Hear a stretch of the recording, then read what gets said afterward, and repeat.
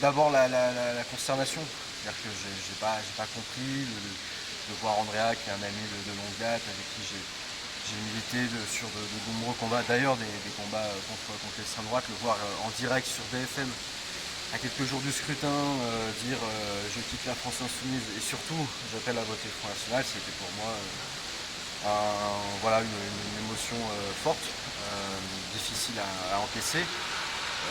Bon, après, il faut rapidement évacuer l'aspect, on va dire, personnel, affectif de tout ça et aller sur le terrain politique. Et sur le terrain politique, il est important d'affirmer fermement qu'il n'y a aucune ambiguïté idéologique ou aucun rapprochement possible entre nous et le Front National. L'histoire nous oppose et voilà, et les justifications qu'il a pu donner, je ne le rejoins pas du tout, je ne les partage pas. Quand il dit qu'il faut combattre pour l'idéal républicain, oui, je suis d'accord là-dessus, mais la solution pour moi n'est pas le vote FN.